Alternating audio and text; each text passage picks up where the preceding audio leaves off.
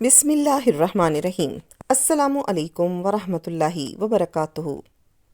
حضرت خنسا رضی اللہ تعالی عنہا بڑی عظیم خاتون تھیں۔ ان کی زندگی کا جاہلیت کا دور اور اسلامی دور ایک دوسرے سے بالکل مختلف ہیں۔ وہ حقیقی انقلاب کی بہترین مثال ہیں۔ حقیقی انقلاب وہ ہوتا ہے جو دل کی دنیا کو بدل دے۔ انہوں نے اپنے بھائی معاویہ بن عمرو کے قتل ہونے پر بھی مرثیے لکھے تھے، لیکن دوسرے بھائی سہر بن عمرو کے قتل ہونے پر تو ایسے دردناک اشعار سال میں کئی دفعہ لکھے جن کو سن کر مخالف قبیلے کے لوگوں کی آنکھوں میں بھی آنسو آ جاتے تھے۔ انہوں نے اپنا گریبان چاک کر لیا تھا، سر میں خاک ڈال لی تھی اور قسم کھائی تھی کہ جب تک بھائیوں کے خون کا انتقام نہ لے لوں وہ اسی طرح اسی حال میں رہیں گی۔ اپنے ایک مرثیے میں وہ کہتی ہیں، سورج کا طلوع اور غروب اپنے معمول کے مطابق جاری ہے، مگر ہر طلوع آفتاب سحر کی جدائی کا پیغام لے کر آتا ہے اور میرے دل پر آرے چلا کر جاتا ہے۔ اسی طرح سے ہر غروب آفتاب غم کی اتھاہ گہرائیاں لے کر سیاہ راحات مسلط کر دیتا ہے اور مجھے سحر کی یاد تڑپاتی ہے۔ میں مانند بسمل تڑپتی ہوں، نہ موت کی آغوش نصیب ہوتی ہے اور نہ زندگی کی مسکراہٹ کا سرا ہاتھ میں آتا ہے۔ سحر، تیرے فراق میں میری آنکھیں بے نور ہوا چاہتی ہیں، مگر تیری رفاقت اور معیت نے سال ہا سال مجھے خوشیوں اور مسرتوں کی بہاریں بھی تو دکھائیں۔ مقتولین پر آہو زاری اچھی نہیں ہوتی، لیکن تجھ پر رونا قابل تحسین اور قابل ستائش ہے کہ تو واقعی بے مثال شاہ سوار اور منبع جود و سخا تھا۔ حضرت خنسا رضی اللہ تعالیٰ عنہ کی یہ کیفیت کئی سال رہی۔ آخر اللہ تعالیٰ نے ان کی قسمت بدلنے کا فیصلہ کر لیا۔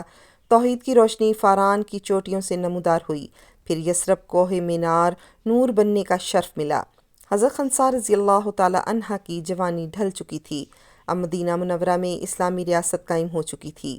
انسانیت نے صدیوں تک تاریکیوں میں دھکے کھاتے تھے، اب انسانوں کے درمیان حق کا چراغ روشن تھا۔ کبینہ بنو سلیم میں جب یہ دعوت اور روشنی پہنچی تو حضرت خنسا کو یہ پیغام مانوس اور پسندیدہ محسوس ہوا۔ خوش بخت تھیں، لمبا سفر طے کر کر مدینہ منورہ آئیں۔ حضرت صلی اللہ علیہ وآلہ وسلم کی خدمت میں حاضر ہوئیں اور اپنے قبیلے کے پورے وفد کے ساتھ ایمان کی دولت سے مالا مال ہو گئیں۔ اس موقع پر نبی کریم حضرت محمد صلی اللہ علیہ وآلہ وسلم نے ان کا دل نشینی کا کلام سنا اور ان کی تعریف کی۔ اسلام قبول کرنے کے چند دن بعد وہ اپنے علاقے میں واپس چلی گئیں، مگر کچھ ہی عرصہ گزرا تھا کہ بے قرار ہو کر واپس مرکز اسلام میں آ کر آباد ہو گئیں اور پھر یہیں مقیم ہو گئیں۔ ایران اور روم کے مقابلے پر جنگیں جاری تھیں۔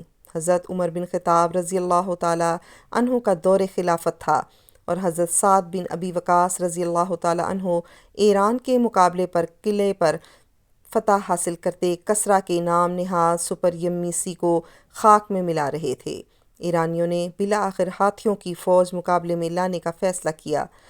حضرت سعد رضی اللہ تعالی عنہ نے امیر المومنین حضرت عمر رضی اللہ تعالی عنہ کی خدمت میں خط لکھا کہ ان کی مدد کے لیے تازہ دم فوج روانہ کی جائے۔ جب امیر المومنین نے مدینہ میں اعلان کیا تو مجاہدین فوراً جہاد پر جانے کے لیے نکل کھڑے ہوئے۔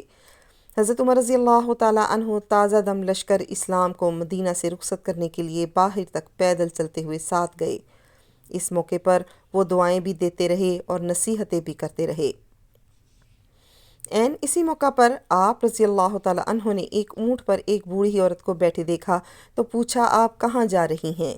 وہ فرمانے لگی، اپنے 4 نوجوان فرزندوں کے ساتھ میدان جہاد میں جا رہی ہوں۔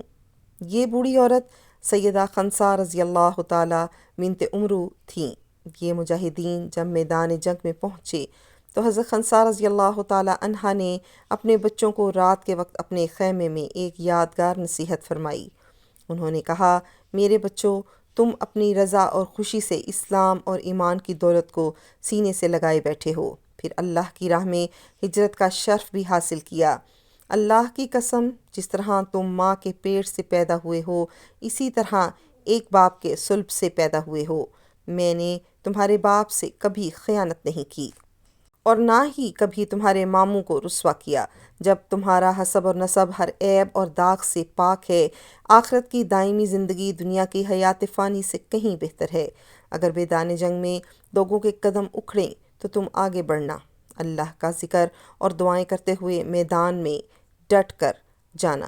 خبردار، اگر میدان جنگ سے بھاگ کر آئے تو میں تمہیں کبھی معاف نہیں کروں گی۔ یاد رکھو، اللہ کے راستے میں جان قربان کر دینا، سعادت اور جہاد سے منہ موڑنا اللہ کے غضب کو دعوت دینے کے مترادف ہے۔ چشم فلک نے اس روز وہ ہولناک منظر دیکھا جو کم ہی دیکھنے میں آتا ہے۔ جب ہاتھیوں کے لشکر نے ہلہ بولا تو آغاز میں غازیوں کے قدم اکھڑ گئے۔ اللہ اکبر! آج فاتحین پر بڑا کڑا وقت آ گیا تھا۔ عین اسی لمحے سیدہ خنسا رضی اللہ تعالی عنہا کے چاروں بیٹوں نے ایک دوسرے کو نام سے پکار کر کہا، ماں کی نصیحت کو یاد کرو۔ چنانچہ وہ آگے بڑھے اور ہاتھیوں کی سونڈیں کاٹنا شروع کر دیں۔ ہاتھیوں کے پورے جسم میں کانوں سے لے کر دم اور سر سے لے کر پاؤں تک کوئی ایسا حصہ نہیں ہوتا جس پر تیر، تلوار یا نیزہ یا کوئی چیز اثر دکھا سکے۔ صرف سونڈ وہ حصہ ہے جو نرم ہوتا ہے اور تلوار سے کاٹا جا سکتا ہے۔ اب ایرانی ہاتھی بلبلا کر پیچھے کی جانب بھاگنا شروع ہو گئے۔ اکھڑے ہوئے قدم پھر سے جم گئے، گھمسان کا رن پڑا، دونوں جانب سے لاتعداد لوگ قتل اور شہید ہوئے اور ان سے بھی زیادہ لوگ زخمی اور مجروح ہوئے۔ شام کو لوگ اپنے اپنے خیموں میں واپس پلٹے تو معلوم ہوا کون زندہ سلامت واپس آیا اور کون خلت شہادت سے سرفراز ہوا۔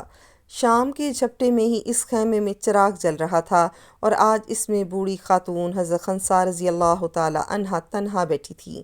اس خیمے میں کوئی بھی واپس نہ آیا۔ حضرت سعد بن ابی وقاص رضی اللہ تعالی عنہ کو معلوم ہوا تو خود چل کر اس خیمے میں پہنچے۔ بہادر اور جری سعد رضی اللہ تعالی عنہ کے لیے زبان سے ایک لفظ نکالنا بھی مشکل ہو رہا تھا۔ حضرت خنسا رضی اللہ تعالی عنہ نے پوچھا، سعد، جنگ کا کیا نتیجہ رہا؟ حضرت سعد رضی اللہ تعالی عنہ نے بمشکل یہ اطلاع دی کہ خنسا رضی اللہ تعالی عنہ کے چاروں بیٹے میدان جنگ میں شہید ہو گئے ہیں۔ بہادر ماں نے پھر پوچھا، جنگ کا کیا نتیجہ نکلا؟ سید السالار نے بتایا، اللہ تعالیٰ نے فتح عطا فرمائی ہے۔ یہ سننا تھا کہ حضرت خنسا رضی اللہ تعالی عنہا سجدے میں گر گئیں۔ ان کی زبان پر نہ کوئی نوحہ تھا، نہ بین تھا اور نہ ہی مرثیہ۔ وہ اللہ تعالیٰ کا شکر ادا کر رہی تھی اور زبان سے مسلسل کہہ رہی تھی، اے اللہ، میں نے یہ قربانی تیرے راستے میں پیش کی ہے، تو اسے قبول فرما لے۔ اے اللہ، بوڑھی ماں کو اپنے بچوں سے جنت میں ملا دینا۔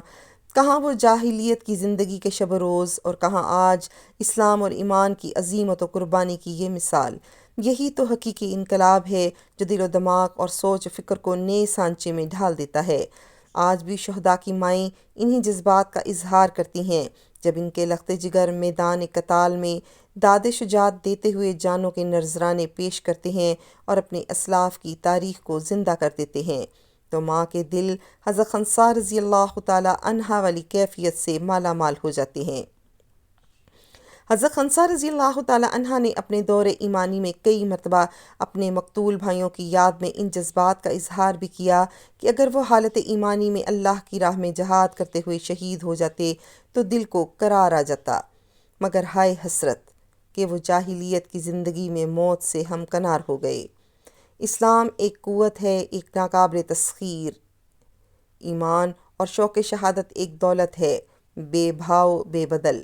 ہمیں اپنے ایمان کو تازہ کرنے کی ضرورت ہے۔ اسلام کی صحیح قدر و قیمت جاننے کا وقت ہے، پھر ہم اللہ کے فضل و کرم سے کوئی غالب نہیں آ سکتا۔ اللہ تعالیٰ ہمیں خنسا رضی اللہ تعالی عنہا کی طرح اپنے بچوں کی اچھی پرورش اور اچھی سوچ رکھنے اور اچھی زندگی اور اچھی موت کی تمنا رکھنے والا بنا دے۔ اے اللہ، ہمیں دین اسلام والی زندگی اور دین اسلام والی موت عطا فرما۔ آمین ثم آمین۔ اگر آپ نے ابھی تک میرے چینل لائف وتھ زویا کو سبسکرائب نہیں کیا تو کر لیجئے، مجھے آپ کی طرف سے حوصلہ افزائی کا انتظار رہے گا۔ اپنی خصوصی دعاؤں میں یاد رکھیے گا۔ السلام علیکم ورحمۃ اللہ وبرکاتہ۔